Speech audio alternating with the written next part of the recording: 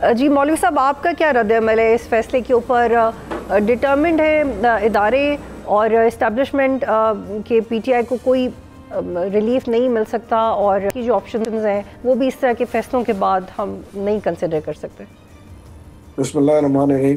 देखिए, अभी जो मेरे भाई कह रहे थे बिल्कुल 100% सही बात कर रहे हैं कि शाह महमूद कुरैशी साहब जो थे उस दिन जो थे वो कराची में थे, क्योंकि मैं उसी फ्लाइट के ऊपर, मैं और शाह महमूद कुरैशी साहब और इमरान इस्माइल साहब, हम लोग उसी दिन शाम के हमने कराची से फ़्लाइट ली और रात को हम पहुँचे हैं इस्लामाबाद। तो इसमें कोई दो राय नहीं है, मैं साथ था। देखिए, अब तो ये कहना कि जी शाह महमूद कुरैशी साहब को क्यों बरी हुआ, बहुत से लोग अभी मैं देख रहा था कह रहे थे। देखिए, उन्होंने जो 2.5 साल काटे हैं वो भी मैं कहूँगा ज़्यादती है जो उन्होंने 2.5 साल काटे।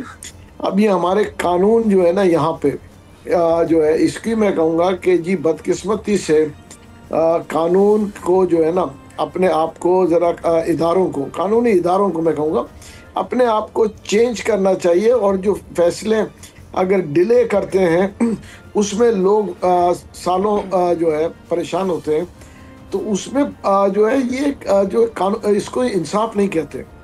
लेकिन अगर एक आदमी को 2.5 साल के बाद आपने छोड़ दिया ये कहते हैं नहीं, तो उनके जो 2.5 साल चले गए उसके जिम्मेवार कौन है? तो मैं कहूँगा जो भी इंसाफ होना चाहिए अक्रॉस द बोर्ड होना चाहिए, इसमें कोई दो राय नहीं है।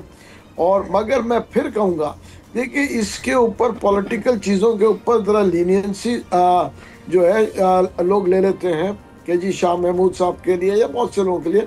देखिए, चीज़ें जो मेरिट पे है उसको मेरिट पे होना चाहिए।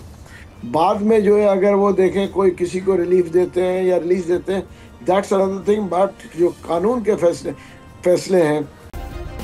सब्सक्राइब करें और बेल दबाएं ताकि कोई खबर रह न जाए।